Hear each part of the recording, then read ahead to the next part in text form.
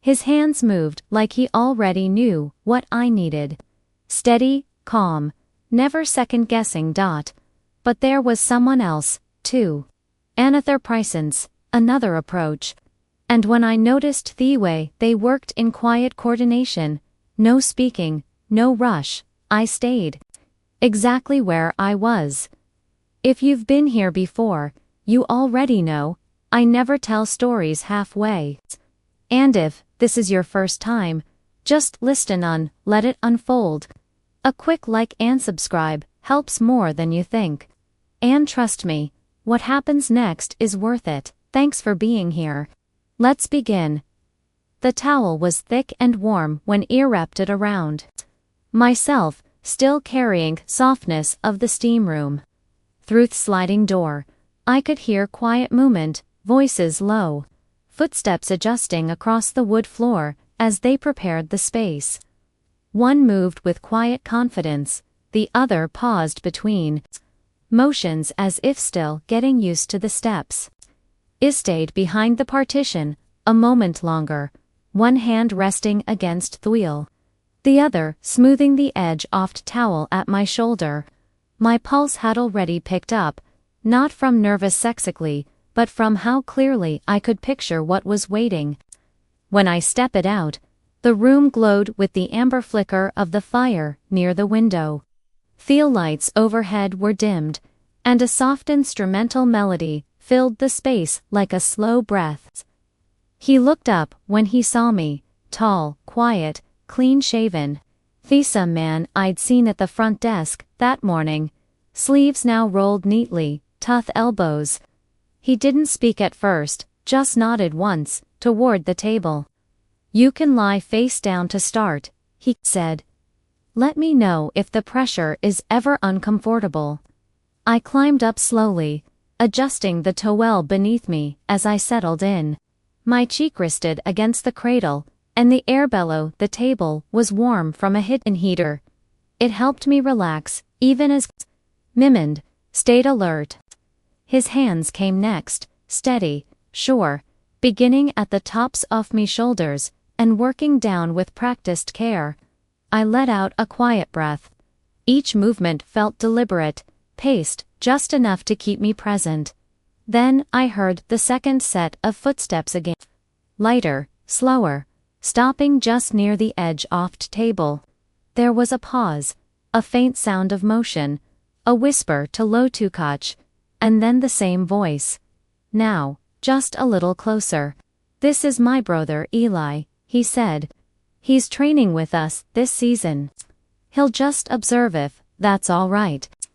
I stayed still, eyes closed, breath calm. Nothing in my posture changed. After a moment, I sensed someone near my shoulder, not touching, just quietly nearby. The hands in my back kept moving in even familiar patterns along the center line, outward, the shoulders, then back again. The pace never changed. I could sense it, other presence shifting gently, adjusting position nearby. And still, I didn't say a word. The moment I stayed quiet, something's shifted. Not dramatically, just more still. Eli didn't step away. He remained close by, near my shoulder, his presence calm enough to blend with music, steady enough that I could feel a difference in the air. The Utherone, whose name I still hadn't asked, continued his work at the center of my back, his pace consistent and grounded. There was no hesitation in either of them. I kept my eyes closed. Didn't move me head, but I felt the temperature shift ever so slightly when Eli's hands finally joined. Not firm, just a light talk near the top of my shoulder. A slow gliding motion that followed falling toward my neck with precision and care. His touch was warmer than his brother's, more deliberate. They didn't speak again. Not to me, not to each other. One stayed at the lower part of me back, his hands pressing gently inward, passes across the muscle. The other focused on the top half, tracing over my shoulder, then slowly down the outside of my arm. I felt the change in me breathing, not from surprise, but from how measured and consistent it all felt, like everything unfolding had already been set in motion. I shifted slightly, settling my arms forward across the table to let my shoulders relax. I wasn't guiding anything, just giving space where it was needed. Ella responded first, his palms meeting my forearms, gently guiding them back along my sides in a slow, centered motion. His touch was firm, but still. Grounding bellow, I sensed movement again as the cushion beneath my knees was readjusted, carefully tilted to ease the bend in my legs. The pressure returned soon after, steady and even, moving along my lower legs in long, purposeful strokes. They were close enough now to work with shared focus, one near my shoulder, the other farther back, alternating without pause or confusion. Every motion felt deliberate, not mirrored, but aligned.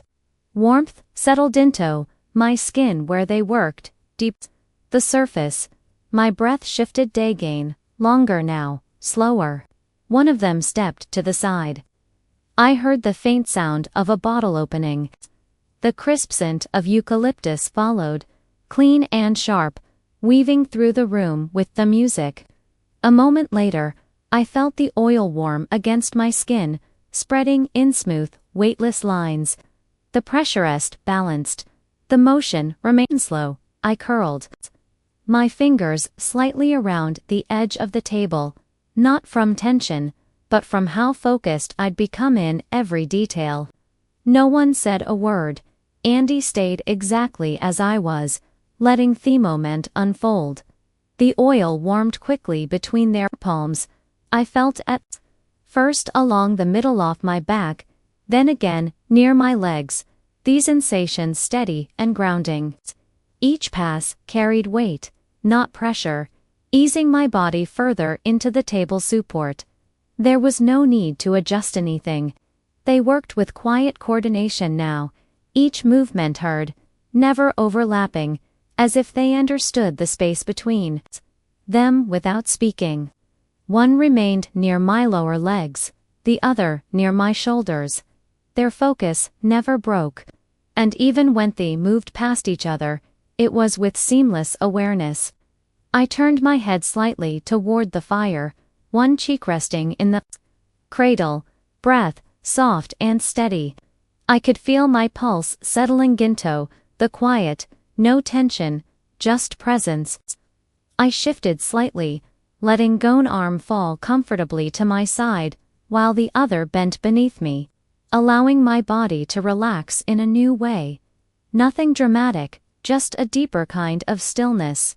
They paused for a moment, not in uncertainty, but in recognition. Then, with precision, one of them reached for a fresh towel and adjusted it gently across my lower back, smoothing it with care. I breathed in deeply, not from surprise, just so steady, the way the moment was unfolding. The hands near my shoulders moved again, tracing a slow path along my upper back, then across the top of my arm. The movement wasn't rushed, wasn't light. It was deliberate and even. His brother mirrored that energy, focused now on long, anchoring motions along the city of my legs. The strokes were broad and careful, reinforcing the rhythm of my breath rather than disrupting it. Their presence filled the space around me, calm, concentrated, silent. There was no conversation, no prompting, only the sound of the fire, the quiet music, and the motion off their hands. I stayed still, allowing the moment to continue. The one near my legs adjusted the cushion beneath my knees again, refining the angle gently. The other moved slightly closer, his attention returning to the upper half of the table, not with force, but with intention. The touch was never rushed, never searching, just consistent. When they both moved at once, one near me shoulder, the other near my lower back, I stayed exactly as I was supported. Balanced, there was no need to guide them, no words to offer, and nothing to stop. One hand rested at the center of my back. The other adjusted the cushion beneath my legs, making sure Thielingman stayed comfortable, as I is Dinto. A more supported position. I followed the motion without resistance, grounding my arms along the sides of the table as I exhaled into Their palms moved in tandem now, warm, focused, steady. My hands gripped the edges of the table gently. My breathing deepened, rising and falling in quiet rhythm. When one of them pressed into the side of my abdomen with an open palm, I reacted, not sharply, but with a full-body stillness that came from holding too much. His tuck remained centered, unmoving. The other continued his motion along the length of my leg. Careful, and even from beginning to end. Warmth gathered along me skin, traveling outward from the places they focused on, until the stillness of the room felt layer red round me. Then I felt the soft brush off skin, not sudden, not direct, just a subtle contact near my side. Held there for a moment before shifting away again. Behind me, I sensed a new point off contact. A hand placed between Miss blades, steadying me as I rebalanced myself. The presence felt close, but still respectful, offering support rather than direction. I tilted me head slightly, eyes closed, letting myself settle deeper into the table surface. They were near now, each of them moving with care, responding not to each other, but to how I moved and breathed. Every motion was slower, more deliberate. Their pacing seemed to align naturally with the rhythm I had settled into. Calm, responsive, never rushed.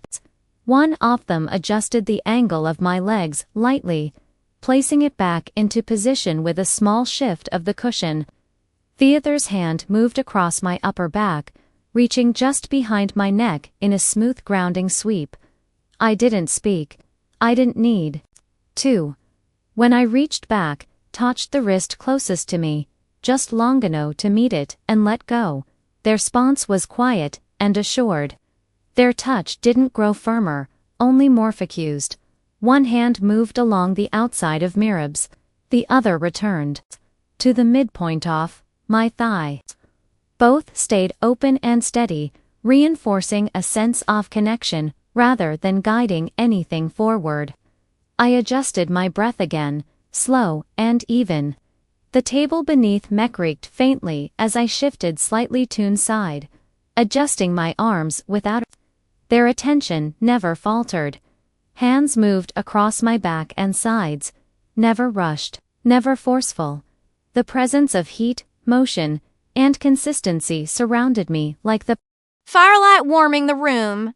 I drew in a sharp breath when one hand reached the edge of my side. Pausing just above the lowest point of my ribs, the other maintained contact at my waist. Not with pressure, but with steady placement, there was no more. Holding back, I let the weight of the moment settle, theateredness in my arms. The heaviness in me legs, the full body quiet that came when everything else fell away. My breathing shifted again. I held Theatable's edge with both hands, not toe brace, but to stay grounded. One of them gently supported my side as I readjusted. The other traced a final motion along my spine. Slow, even, uninterrupted. My shoulders lifted and dropped. My arms remained still. The warmth on my skin lingered like an echo. They didn't speak. And neither did I, because nothing else needed to be said. Some moments don't need to be explained. They just happen. And when they do, all I can do is let them. Be honest. Do you wish you were there, too? If ya were, what would you be doing? Tell me in the comments. I'll be reading. If this one pulled you in. Don't forget to like, subscribe, and turn on notifications. Your support means more than you know, and the next one might just go further.